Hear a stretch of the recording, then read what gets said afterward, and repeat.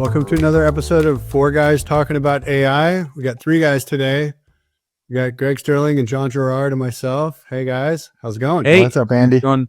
What's happening? All right, well, tons of stuff is happening. Huge number of volume of announcements that happened this week in AI. We'll talk a little bit about that.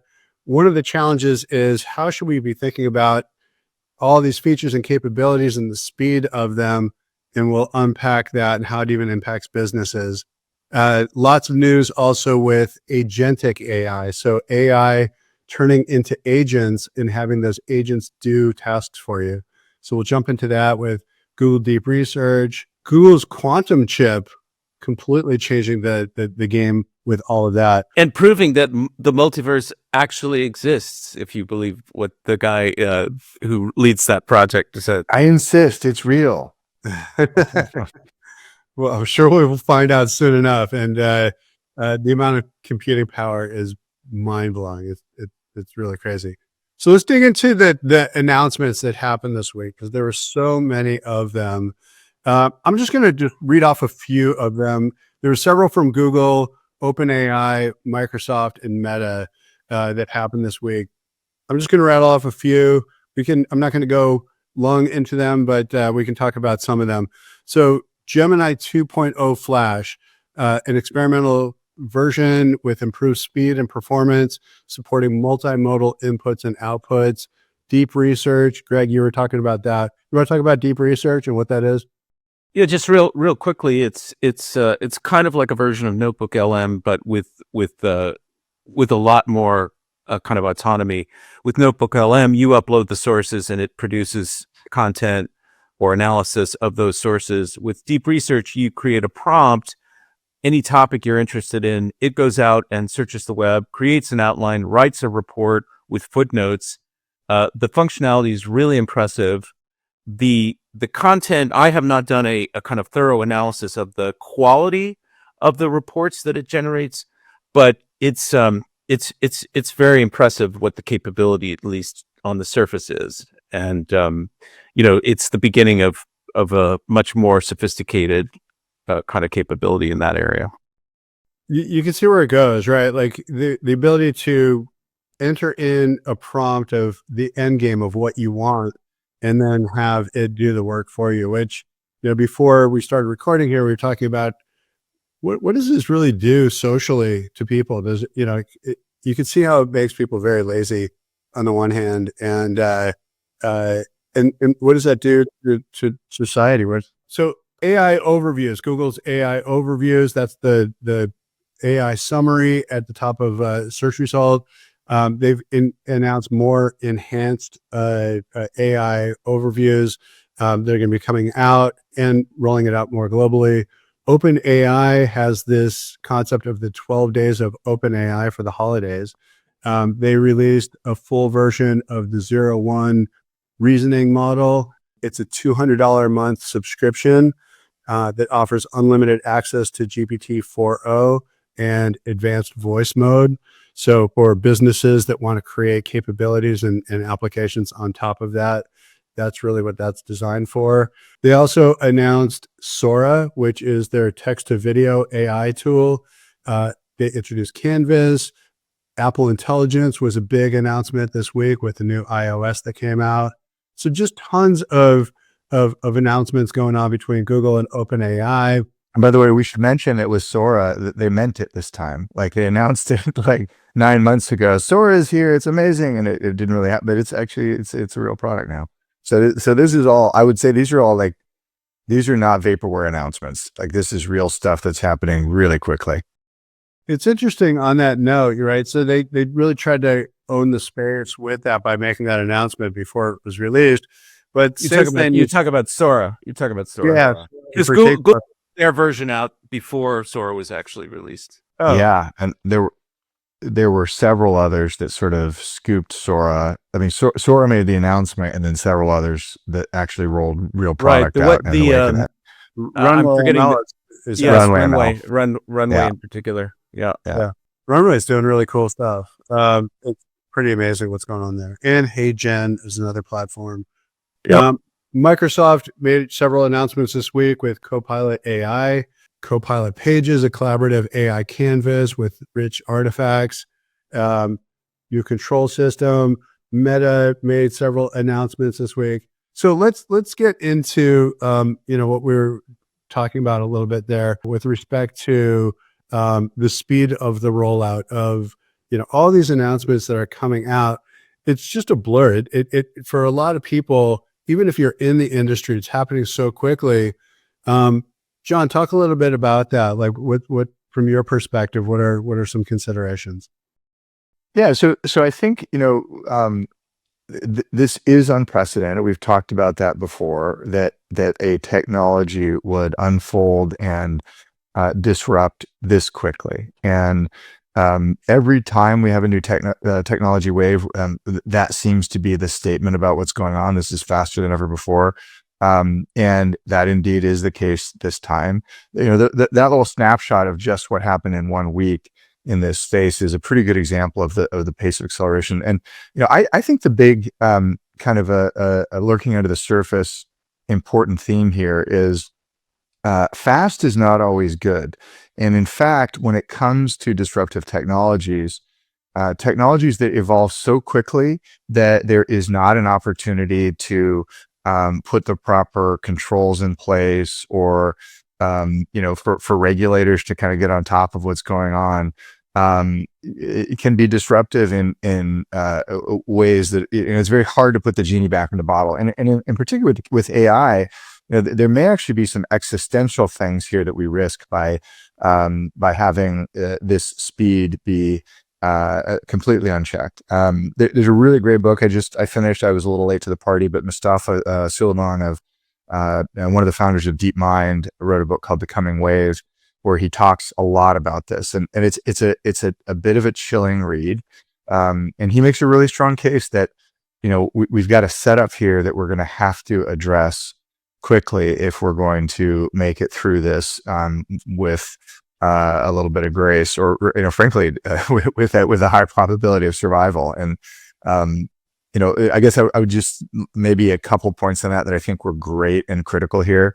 The first one is that with all the competition between the major players, speed is happening here in a way that is potentially a little bit reckless, right?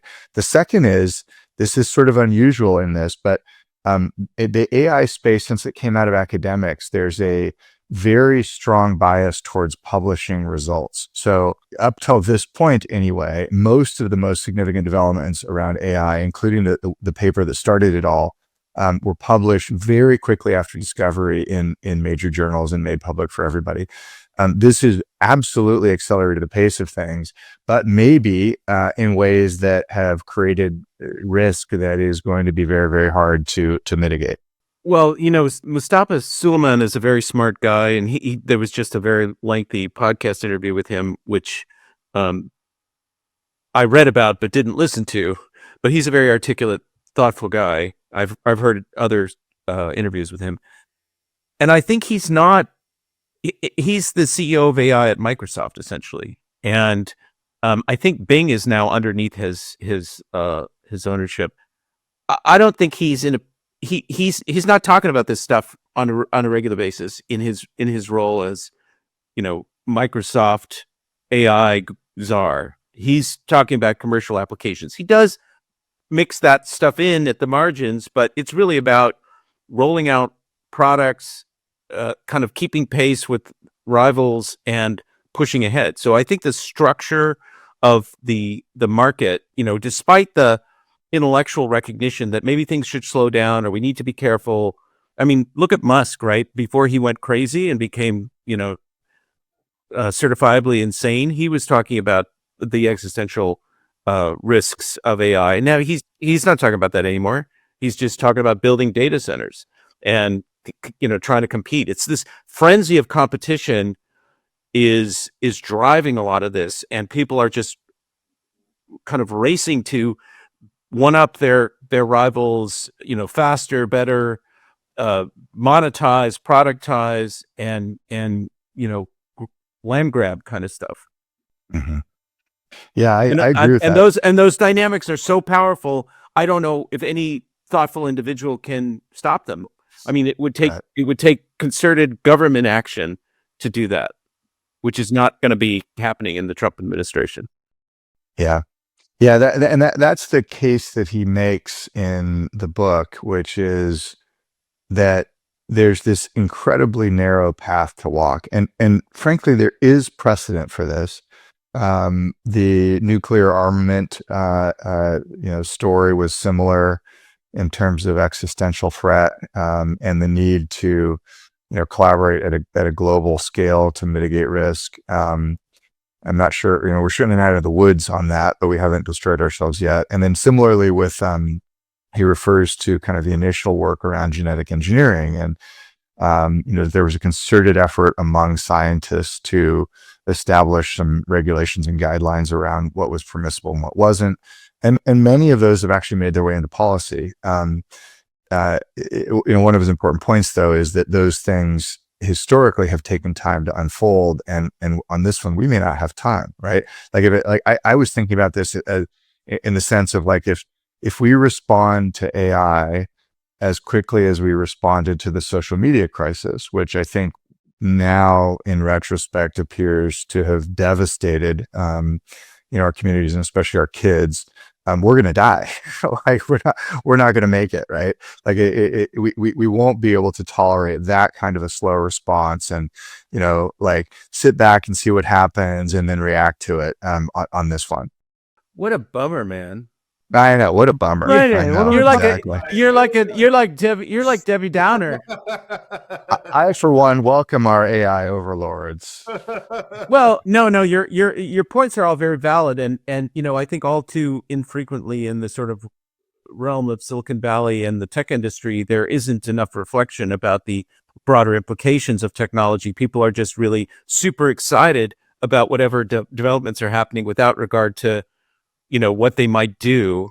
But so all of this is I think consumers are wary. I think consumer surveys indicate ambivalence. People are interested in what you can do with these tools and excited about that. And we've seen that in our research, but there is also concern and uncertainty. And so consumers get it, but they don't have any power.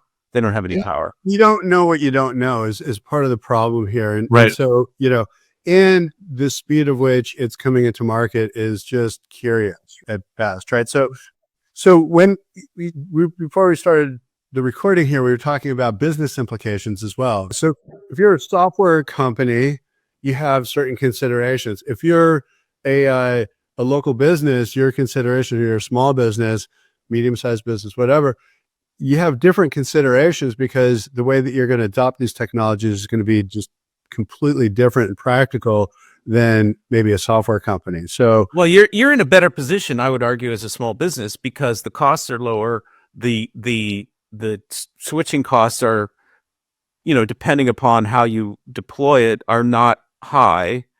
And there's a lot of confusion that exists in choosing software. People are constantly asking in these forums, hey, I need a email marketing program, or I need a CRM tool. What should I use? And you get 20 different answers. So there's that issue. But if I want to just pick up and start using Gemini or ChatGPT or Claude, I can pay $20 a month, or now 200, and I can use it, and I can figure out pretty quickly, is this going to be useful for me or not? Whereas if you're in an enterprise, a large organization, it's a much more cumbersome process, and many more stakeholders, much more bureaucracy, many more company policy is right. Also, compliance stuff. Look, I think it's important also to just say that the risk isn't really a whole bunch of small business owners starting to use GPT and becoming a little bit more efficient or amplifying what they already do.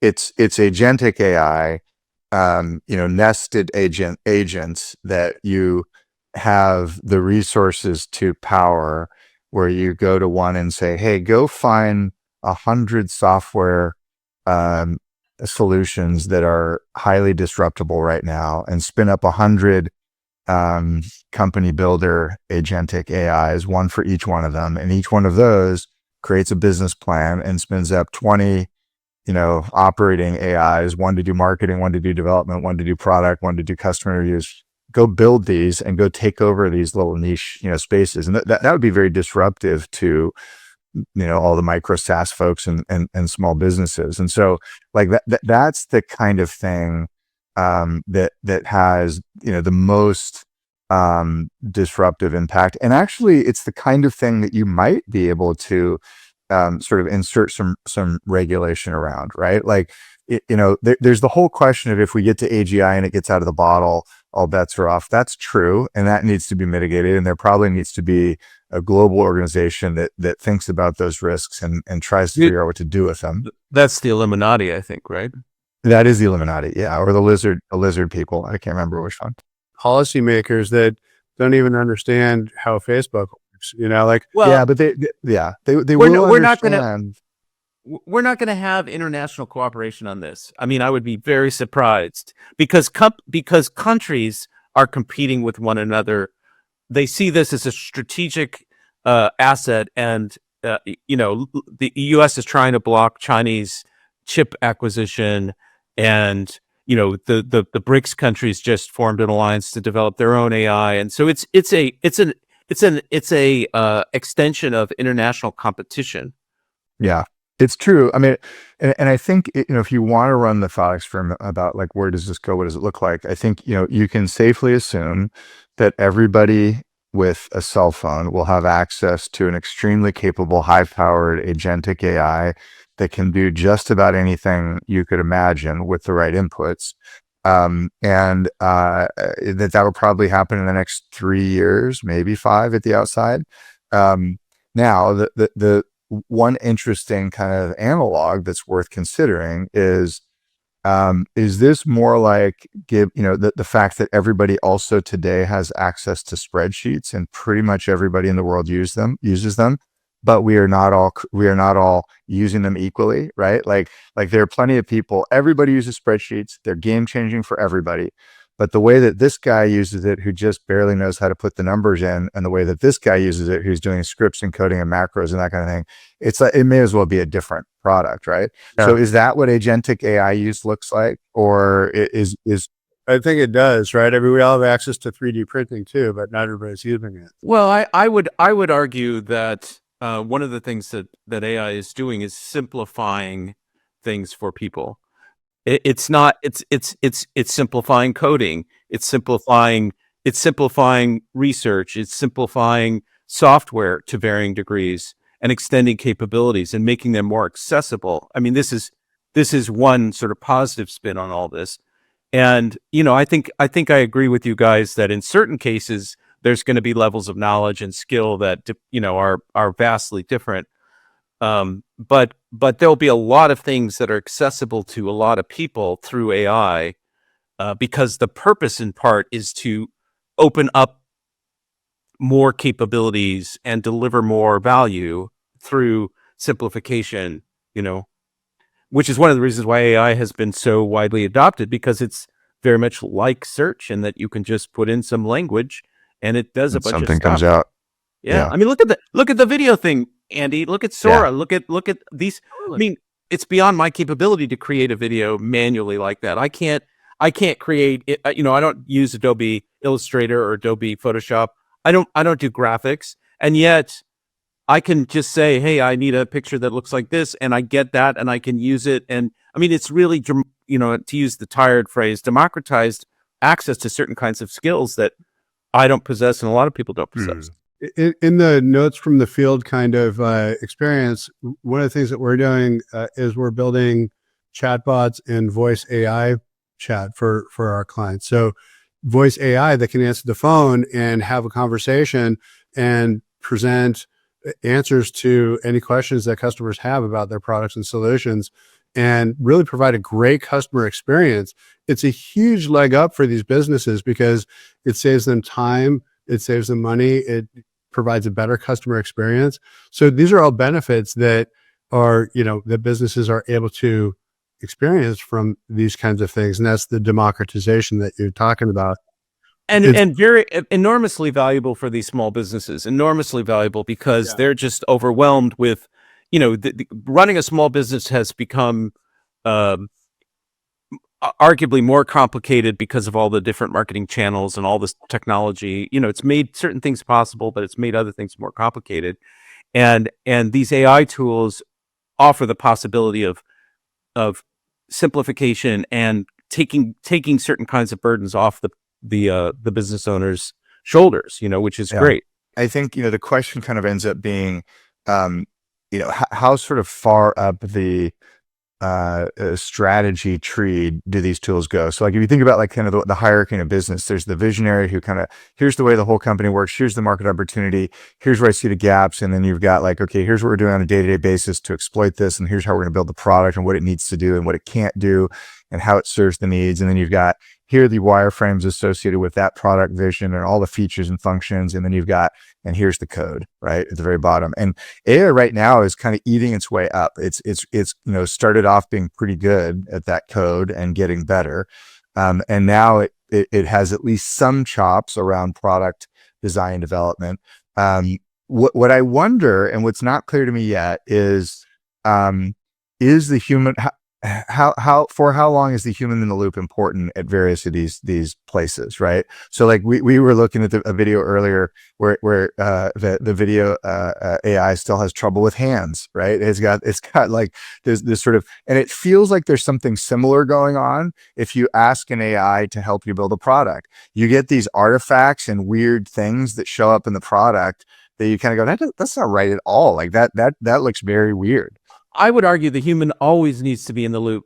Even though, the promise of greater and greater and greater sophistication. I mean, Andy, you were talking about this a couple of episodes ago.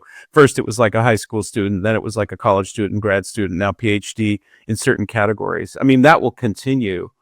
And the scope of information that it has available to it and the speed just makes it superior to humans in many respects. But there are more and more and more, back to the point about laziness, there are more and more and more researchers and academics and professionals like lawyers and expert witnesses. I mean, there have been examples of these cases where people are just, putting stuff out that ChatGPT or some equivalent created and not doing the QA, not doing the fact checking. It's got the equivalent of the mangled hands. And they're getting spanked. They're getting spanked. These citations were totally fabricated, or this information is wrong. So these tools are great as kind of first iterations, but you've always got to have a human that knows what's going on with subject matter knowledge or enough understanding to be able to pick out the hallucinations, mistakes. Because otherwise we're gonna just run, imagine a corporate strategy, company that says, let's say a medium-sized company that turns over strategy to an AI tool, now or in the future. And it's definitely going in that direction. Okay, here's our strategy. Here's our targets this year. Here's how we're going to execute. Maybe it does a good job, but maybe it completely is wrong in all kinds of ways. And to the extent that you turn over total control to the machine, then you've got Skynet, or then you blow your opportunity, or you run through your budget or whatever. Yeah, I think that's very true, and I think that partly this is a function of, honestly, your intent in using the system. Like if you were intending to just check some boxes and get your busy work done, ChatGPT can do a great job of that, and it'll probably make some stuff up along the way that'll make you look bad when you turn in your homework. If your intent is to actually understand what it is that you are asking of it and the themes and concepts, and fill in any gaps in your knowledge about how things work, it is unparalleled in its ability to help you do that. I'm working on a concept for a physical space that's cold plunge and sauna and meditation studios, and I had to learn very quickly how commercial electrical systems work to figure out whether, what the power load would need to be or was going to be on the building and the power requirements. And I didn't know any of it. Like I didn't know this 3-phase, 2-phase thing and the different voltages. And in 15 minutes, I was conversant enough in it to talk to a journeyman electrician for 25 years, and have a good conversation about it. So, and that wasn't just me like making a summary to give to him where I have no idea what it meant. It was actually learning and understanding it enough to be conversant. So that's like that's the power play right there with AI. It totally is. And so that's AI as a collaborator, right? And that's where I think there's a huge opportunity in the short and probably long term as well, where the rate of adoption or the rate of acceleration of this market is happening so quickly that if you become accustomed to using the AI to help you accelerate your own learning and your own understanding of topics and how you collaborate with it, it can be an accelerator for yourself to be able to get to where you need to. So for example, if you guys have ever tried this or anybody that's listening, create a GPT using ChatGPT, for example, and create your own GPT and train it up a little bit. The training aspect of that becomes really interesting because it forces you to think about what would you train up, just like you would train up an employee. And when you train it and then you use it after you train it up, it becomes this collaborator to be able to ask it other information about your business or, things you might want to use to be able to go faster in the way that you provide customer support or the way you create a better customer experience. Or you might learn something about marketing that you didn't know before because you've now trained it and the response that it gives you is germane to you and your business. And that collaboration becomes really compelling. I think that's the right metaphor, collaborator, because collaborator implies a kind of co-equal relationship where you don't turn over responsibility. You are in a conversation and you're working together on something. I think that's the right metaphor in this context, as opposed to, I don't know what the other metaphors are, AI, employee, what have you. Like scribe or summarizer, intern. And that's an exchange when it's, query response, that's great. But when you get into this agentic AI kind of scenario, that's a 3D ball game. That's a different level entirely. It is. Well, and trust becomes a real issue there, right? Well, if you throw hallucinations that might happen along the way into the mix there, and then you have hundreds of agents that are running the play, like you, John, you just mentioned creating a company that does all these different aspects of the business, and those agents run wild, plus hallucinations. You can see how, Greg, what you're talking about, and the trust factor becomes distorted, and then you get this mangled hand video kind of bizarro world, sort of like everything not quite right, everything's off just a little bit. I'm glad you used that word, like, collaboration, because it's, this is sort of my. I think you were the one. I think you were the one that used that word. Maybe I used. I'm glad that I used that word, collaboration. Good job, me. Well done, John. So I, the big change for me. This is my notes from the field for this week. Big change for me in the last 10 days or so has been really shifting to think of ChatGPT as a collaborator. And I think before I was thinking of it as a glorified search engine, like anything I might use search for to discover something or learn something, I would do in ChatGPT instead.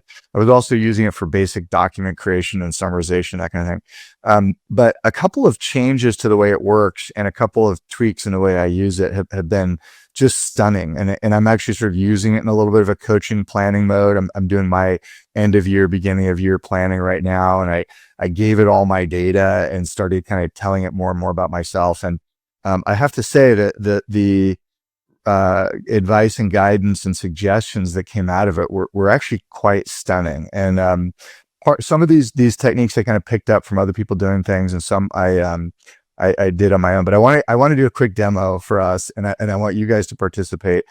So this is leveraging something somewhat new to ChatGPT, which is its memory function. So as we've talked about before, the way that most LLMs work is that they try to predict what the next word should be. Operating against an existing LLM, it's frozen in time. It's the LLM data set whenever it was ingested and parsed and processed. That's kind of all it knows about the world. What a lot of these LLMs have started to do is create ways to incorporate new information about the world that you provide it. So here's a bunch of documents.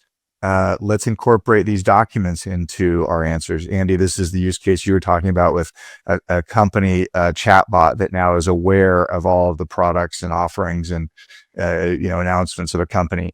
Well, ChatGPT, I think somewhat quietly at first and maybe a little more noisily now, actually keeps track of things that you tell it about yourself. So if you use the chatbot and you start it with I, or you include me, like I'm trying to figure out whether to get this computer or that computer, you'll see a little flag up at the top of some of its responses that says memory updated. Have you guys seen that? Memory updated? So what that's doing is actually updating an internal memory about you. And you can click on that when it shows up and it will show you everything it knows about you.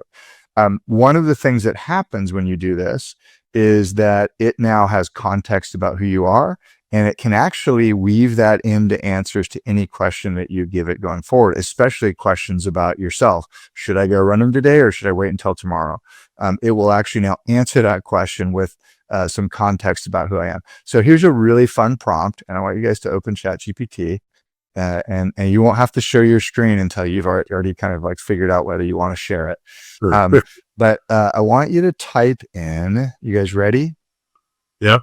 In the prompt, create an image of what you think my life looks like right now. Yeah, I've seen a bunch of people do this. Yeah. So have you done it yet, or would this be your first? No. Okay, cool. So let me show you. I have sort of carefully scrubbed this, hopefully scrubbed it enough to make sure that it's okay. Here's what mine looks like. So this is this is what ChatGPT thinks that my life looks like right now. Not bad. Not bad. Not bad. I know. You've got the dog, you've got the guitar, you've got the staring doing off a lot of- philosophically and a lot of writing, a lot of reading. My stocks are all up and to the right. I've got some impressive graphs and things. There looks like some spiritual stuff on the wall, some music happening. Yeah, mine is much more narrowly focused on like the computers and data. There's nothing super interesting in mine except there's a coffee cup. It actually looks like my desk. It looks like my actual desk. Share it. Let's see. Share it. Let's see. Present. Here's mine. You probably can't see it too well. Click the image. It'll blow it up if you click the image. Yeah, that's not too terrible. Oh, Croatia. There's a Croatia thing. Yeah, because I was in Croatia. But this kind of looks like my actual work environment. It's a little bit messier than this, but We'll try to find the QR code. Let's see what happens there. Yeah, it'll take you to some crypto scam or something. No, I don't know. Are you actually trying to do? Unlike your bank account, Greg. That's let's see what happens. Oh yeah, I got in the same bank account. Oh, there's not much in there, Greg. I'm gonna unpresent here. All right, Andy, your turn. All right, here's me. I must not be a very interesting person if that's what it thinks of me. See, you're much more interesting, right? Look at that! Isn't that incredible? It's like constellation. Is this Chloe? Yeah. Chloe right down there. I guess that's Chloe. Yeah. It's funny. I've done this a few times, and every once in a while I'll get like the constellation style, and sometimes it goes back to just sort of me and Arun by the beach, and yeah. So you guys anyway. Must either I have no interests outside of work, or you guys are sharing a lot more personal information with it. I had this aha moment when I was doing this planning for the year, where I was like, it's actually tailoring things based on what it knows about me. So I'm going to just take a risk, and I want to give it more. And so I actually started a prompt where I said, ask me 10 things about myself that will help you to get to know me better. And you can ask up to 3 follow-up questions on each question if you don't get enough. And so I used that, and every single answer I gave, memory updated, memory updated, memory updated. And so that now started to kind of build out the picture of who I am. And then, by the way, I also took a further step and said, in another chat, given what you know about me, what do you think is unusual or unique about me as a human as compared to everybody else? And it was actually pretty cool. Like it was it was like, God, this thing's my biggest cheerleader. Like, you're taller and handsomer than just about everybody. No, I didn't say that, but it actually, it really did a quite good job of summarizing a lot of the stuff that I've given it and reflecting it back to me. You may regret that when this becomes a tool of government surveillance. Did I mention how much I appreciate our alien overlords, though, our AI Yeah, overlords? That's right. Please take it all, take it off. You can see where the singularity goes at this point. Yeah, I mean, yeah. I'm just getting a head start on uploading my consciousness. Do you remember the book? I didn't read the book or the film, the Unbearable Lightness of Being. Do you remember that? Yeah, it's from the either the 80s or early 90s. Anyway, so they depict the Prague Spring, the revolution there in Prague, because it takes place in then Czechoslovakia, and they show pictures during this sort of peaceful revolution of one of the lead characters, Juliette Binoche's character, taking photographs of everything that's going on, and then later you see the sort of repressive authorities with her photographs, using them to identify collaborators and people who are now going to be interrogated or jailed or whatever. And so it's turned back on her. So just let this be a cautionary tale to you, John. I don't doubt that there's that possibility, and I may have to adjust my privacy thinking. Up till this point, it has really been, if people really care that much about what's going on in my little life, like, God bless them, take it all. Like, that's been my take on things. Maybe I need to amend or adjust that. Well, you're not one of them communist agitators, so you probably don't have to worry. Not yet. I'm not. Let's switch gears to Google's quantum chip as we talk about this stuff, because, and I really didn't get a sense. The compute power is mind blowing. I mean, it's inconceivable. It really is. So the idea is that it would take today's fastest supercomputers approximately 10 septillion years, which is basically from now to the Big Bang. No, it's longer. It's actually longer. Yeah, right. So to have the strongest computers do their full power computing, and if it were to take that long to compute now, it does it in 15 minutes. Right. It's worth adding to that, though. It's a certain class of problems, right? Like, it's not, it isn't necessarily everything. It's basically the class of problems where you need to test multiple possible routes or outcomes. And the best example of those are like playing chess or Go, or solving a password, right? Where the brute force attempt in either of those cases is, can I test every possible move or every possible password?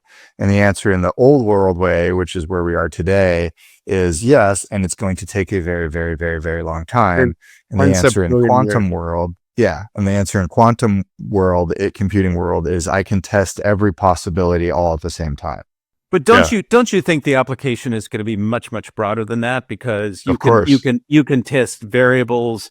I mean, imagine sort of the Apple. I can't even begin to imagine, healthcare, drug development. That's it. Like protein discovery. You talk about strategy, right? I mean, strategy to some degree is about anticipating potential outcomes. If this, then that, or we're going to go with this because we expect, based on all the available information, that this is going to be the best likelihood of success. I mean, this kind of thing could just, I mean, that's just mind-boggling. You could just envision every conceivable outcome of a scenario.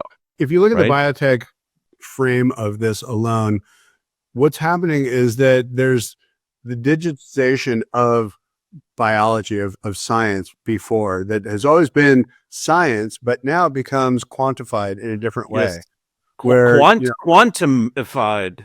Right. Well, I mean, so then if you add that kind of speed to it, you can imagine. I don't really understand the go-to-market timeline on something like this and what needs to happen. I didn't get that from any of the articles that I read this week. Well, I think people don't. It's just people don't know. Yeah. And I think just to kind of like frame up, what this, I think a good way to think about how you use it, right, is any problem that you could brute force if you had enough time, it can probably solve in a fraction of a fraction of a fraction of the time. So like you're mentioning drug discovery, like a lot of the drug discovery stuff that goes on right now, the only way to do it is to brute force it. It's to, even in silico, build, millions and millions and millions and millions of candidate molecules and see how they work, right? And then, oh, wow, we found one of the 36 million that we tried. That looks promising. Let's try to actually spin that up in the lab. The other brute force examples, again, being games like chess or games like Go. But those are all, you can brute force them because there is an answer. It's more of a sort of a math or an engineering problem that's just very, very large. I think it's probably going to have a harder time with, we're called wicked problems, like problems where they're not only multivariate, but where changing one variable completely switches, something else. So it may not be a way for me to say, hey, which life path should I choose? Play out all the scenarios of all the different things I might do and tell me which one is going to be the best one. But it could probably tell me, given my genetics, here's what you're most likely to die from. Right. But it's an astonishing breakthrough nonetheless. And it's crazy. It's crazy. Let's imagine that it comes to market in 2030-ish, which is, that was one of the articles I read. 6 years-ish, 5 years. So if you imagine that, and then the first wave prior to that, let's just focus on biotech, for example. If this wave is focused on the digitization of, molecules and genes and all kinds of biology in creating that library, so that science ultimately becomes quantified in this kind of way, so that you can extrapolate in a math kind of way as opposed to a science kind of way. You can imagine how quickly some of these discoveries, and like you said, pharmaceutical or even just creating new organs, for example, these things could come to market. It's really pretty mind-boggling at that point. Before we get there, like there's what's being called the quantum apocalypse, right? So like the very first thing that happens is all of these things that we rely on being intractable, like where the intractable nature of them, the insolubility of them is a feature and not a bug. So passwords are a great example of that. All of cryptography, all forms of encrypting stuff, all of that breaks, right? So the quantum apocalypse, means that all of a sudden there is no uncrackable password. There is no such thing as a safely encrypted document, at least with conventional encryption. So then you have to be thinking already. So 2030 is not that far away. So if you're the U.S. government or U.S. bank or really anybody with a password, you have to be thinking about, what does it mean to live in a post quantum computing kind of a world as it pertains to all those secrets. That's like the year 2000, the Y2K bug, but it's real.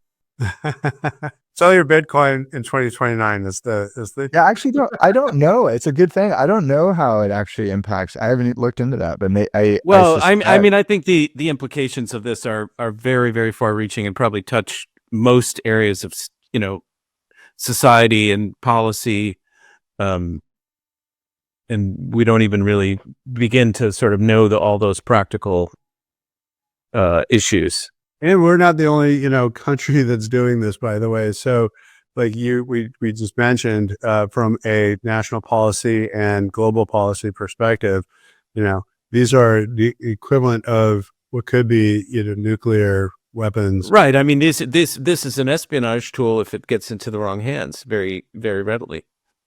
So you can see how policy, global policy, happens around around quantum technology. That'll be fascinating. So let me just throw this in before we sort of wind down, because it was something that a few people caught, but it really kind of slipped under the radar.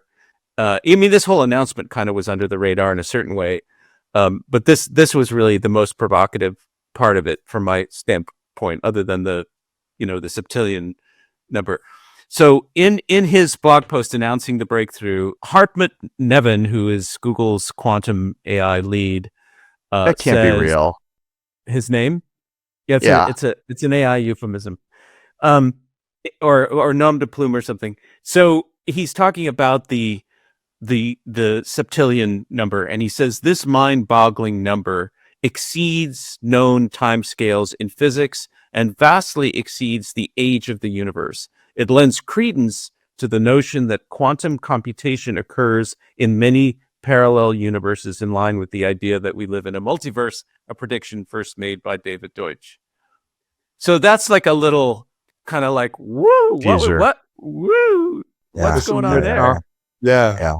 Sci-fi. Well, and look, it is. I mean, there is nothing quite so weird as the quantum world. There's Feynman is famously quoted as saying, if you understand the quantum world, you're mistaken, or something along those lines. Like it's not only not intuitive, there isn't really a way to create a good frame to make it make sense. It just happens that it actually works the way that the math says it will work.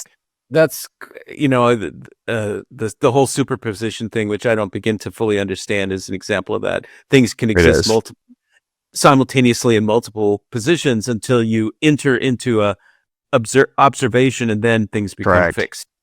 Right? Yep. That's kind of the uncertainty principle, I guess. That's it. Yeah. This is at the root of Schrodinger's cat and a whole bunch of other totally bizarre thought experiments. All right, guys. Great. It's a good one. Peace again. Yeah. Thank you for listening. We'll see you next time. Thanks, guys. Bye-bye.